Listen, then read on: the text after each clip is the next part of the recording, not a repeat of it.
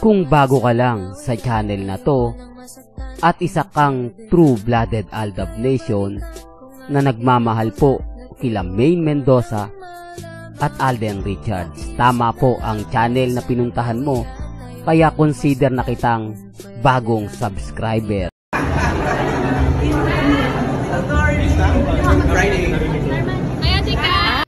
Welcome back mga kaaldab. Ito na naman po ang inyong lingkod, si Mr. Destiny. At syempre bagong resibo na naman po at ebidensya yung ipapakita natin. Dito po sa video na pinapanood ninyo, patunay lang po yan kung sino nga po ba talaga ang totoong kasama ni Catherine.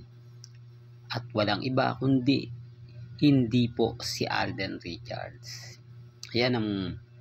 Ito po yung talagang nakakalungkot sa mga cat din. Yung iba nagagalit na, naiinis na, nagsasabi na bakit kasi ayaw umamin nila Alden at ni Catherine na may relasyon sila para matapos na, di po ba? Para kumbaga mawala na yung mga issue kasi pumasok yung Sanden eh. Di po ba? Alam nyo naman napapaboran ng GMA Network yan. Alam nyo naman na kumbaga gustong-gusto ng GMA yan, di po ba? O, ngayon hindi sila makapag-react, hindi nila masabi na ganito ganyan kasi kumbaga nandun sa kas ng pulang araw eh, di po ba? At talagang nakikita nyo naman po yung promotion na pinapakita ng pulang araw. Kulang na lang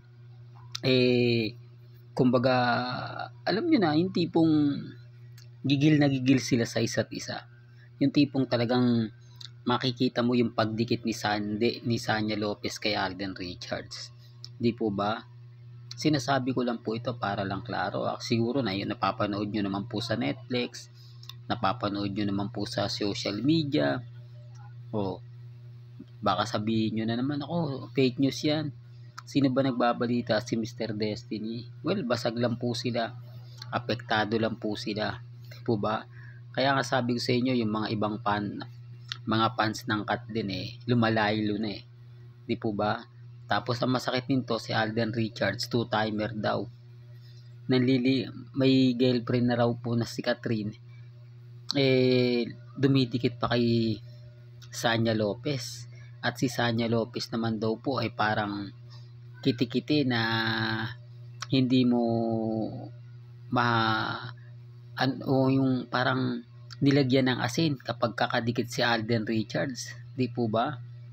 Well, sabi ko nga po sa inyo, hindi naman po ako nanonood ng pulang araw at hindi naman po tayo kumbaga tumitingin sa GMA, pero base po yan sa mga komento, base po yan sa mga pinopost nila sa social media. O, ngayon alam nyo na mga kaaldab kung bakit po ba affected ang mga cat din, kasi pawala na po sila.